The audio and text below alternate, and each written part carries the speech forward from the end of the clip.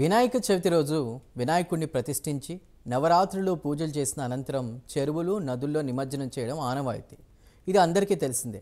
కానీ 800 సంవత్సరాలుగా ఓ ఊరిలో మట్టి గణనాథుడు పూజలు అందుకుంటున్నాడు. ఇంతవరకు ఆ గణపతికి నిమజ్జనం జరగలేదంటే అతిశయోక్తి కాదు. ఘనంగా పూజలు అందుకుంటున్న ఆ వినాయకుడు ఇప్పటికీ చెక్కు చెదరలేదు. అదెక్కడా అనుకుంటున్నారా? అయితే ఈ స్టోరీ చూడండి.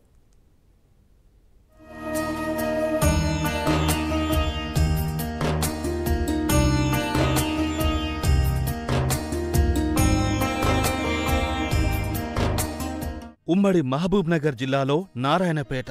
ఈ పేరు వింటేనే అందరికి గుర్తొచ్చేది చేనేత వస్త్రాలు.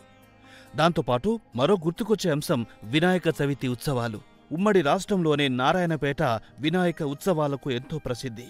ఉమ్మడి రాష్ట్రంలోని అత్యంత వైభవంగా ఇక్కడ వినాయక నిమజ్జనం జరుగుతుందని చెబుతుంటారు. అయితే ఇక్కడ మరో విశిష్టత ఉంది. కొన్ని వందల సంవత్సరాలుగా నిమజ్జనం ఎరుగని వినాయకుడుండడం ఇక్కడ గొప్ప విశేషం. జిల్లా కేంద్రంలోని పళ్ల వీధిలో 800 సంవత్సరాలుగా మట్టి గణనాథుడు పూజలందుకుంటున్నాడు. నారాయణపేట పట్టణంలోని పళ్ల వీధిలో 13వ శతాబ్దంలో దీక్షితులనే వ్యక్తి ఇంట్లో గణపతి విగ్రహాన్ని ప్రతిష్ఠించారు.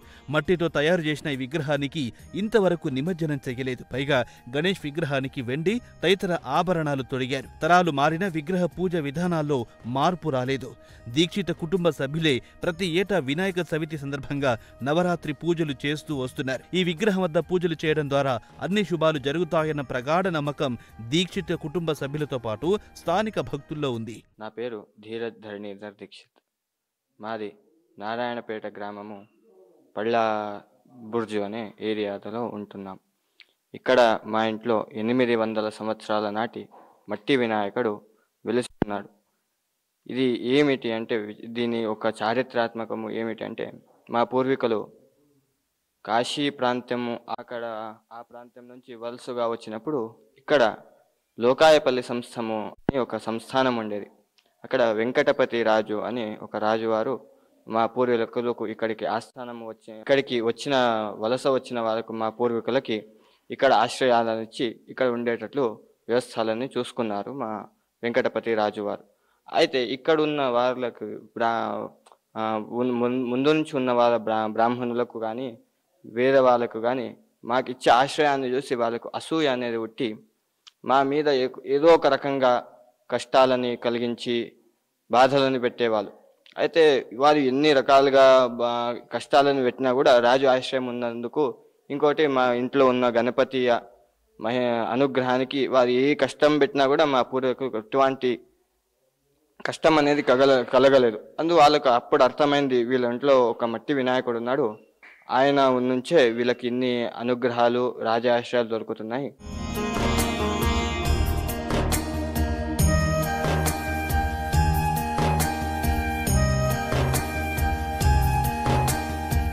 తమ పూర్వీకులు మహారాష్ట్రలోని ఓ కుగ్రామం నుంచి వచ్చారని, లోకాయపల్లి సంస్థానంలో వెంకటపతి రాజు వీరి పాండిత్యానికి ముగ్ధులై వీరికి తమ రాజ్యంలో ఉండాలని చెప్పారని దీక్షిత కుటుంబ సభ్యులు చెబుతుంటారు. అయితే ఇక్కడున్నటువంటి బ్రాహ్మణులు ఎక్కడ్నుంచో వచ్చిన వారికి రాజు విలువనిస్తున్నారని, తమను పట్టించుకోవడం లేదని, వారిని ఎలాగైనా ఇక్కడి నుంచి పంపించాలని ఎన్నో విధాలుగా ప్రయత్నాలు చేశారంట.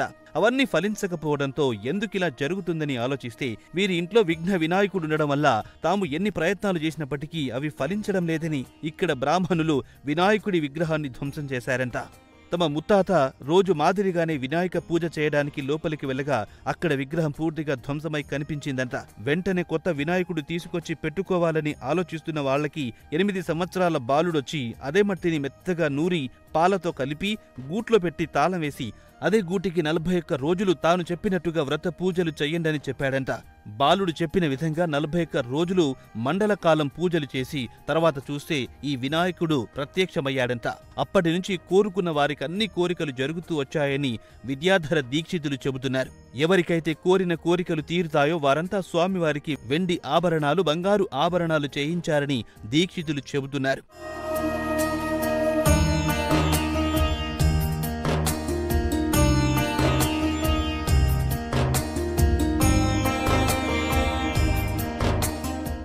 ఈ క్రమంలోనే ఎక్కడెక్కడో ఉన్న దీక్షితుల వంశస్థులు వినాయక చవితి రోజు నారాయణపేటకు చేరుకుని పూజలు నిర్వహించడం ఆనవాయితీగా వస్తోంది. తరతరాలుగా పూజలు అందుకుంటున్న వినాయకునికి దీక్షితులు వంశీయుడైన అప్పన్న దీక్షితులు ఆధ్వర్యంలో ప్రత్యేక పూజలు నిర్వహించారు.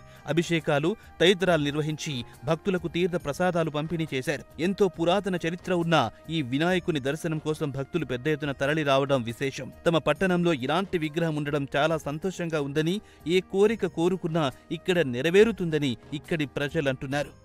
మహాగణాధిపతి నమః. నా పేరు శివకుమార్ శాస్త్రి దీక్షిత్. ఈ పళ్ళాబుర్జు గణపతి సుమారు 800 సంవత్సరాల పూర్వం నుండి మా పెద్దలు ఈ గణపతిని ప్రతిష్టాపన చేసినారు. అప్పటి నుండి ఇప్పటి వరకు ప్రతి నిత్యము ఈ మట్టి వినాయక గణపతి నిమజ్జనం చేయకుండా పూజలు అందుకుంటున్నాడు.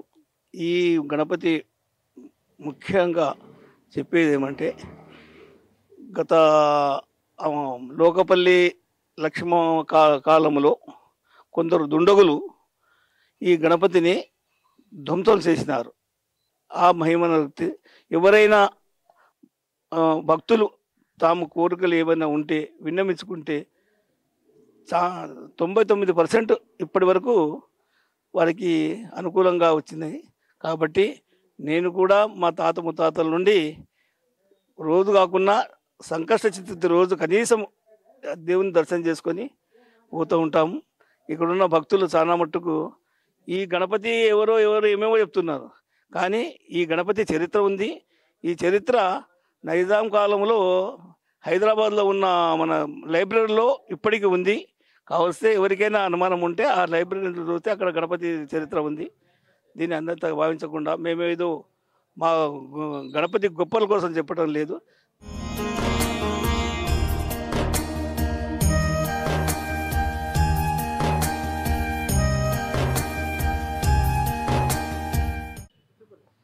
రఘువీర్ యాదవ్, మాజీ కేంద్ర ప్రభుత్వ సహాయ న్యాయవాది, నారాయణపేట జిల్లా. మొట్టమొదటగా నారాయణపేట జిల్లా ప్రజలకు, సమస్త హిందూ బంధువులకు వినాయక చవితి మరియు నిమజ్జనోత్సవాల శుభాకాంక్షలు. నారాయణపేట చరిత్ర ప్రసిద్ధికెక్కిన లోకాయపల్లి సంస్థానం. ఇది చరిత్ర ఎరగని పెద్ద సంస్థానము. ఉమ్మడి మామనార్ జిల్లాలో ఉన్న మిగతా సంస్థానాలతో వెనుకబడి ప్రచారం లేకపోవడం వల్ల వెనుకబడింది. విస్తరించి ఉన్న ఈ పెద్ద సామ్రాజ్యానికి లోకపల్లి లక్ష్మమ్మ 500-600 సంవత్సరాల క్రితము 800 సంవత్సరాల క్రితము పాలించింది. ఆ సంస్థానంలోనే నారాయణపేట గణతికెక్కిన 800 సంవత్సరాలుగా నిరంతరము నిమజ్జనం మెరుగని గణపతి పల్లా పరిమళవాడలో ధనంజయ దీక్షితుల వారి దివంగత ధనంజయ దీక్షితుల వారి ఇంట్లో ఉంది.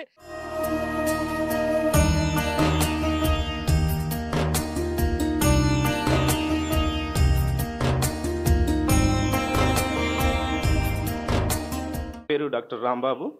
ఈ సంవత్సరమే నారాయణపేట నగర వినాయక ఉత్సవ కమిటీ అధ్యక్షునిగా ఎన్నుకోవడం జరిగింది.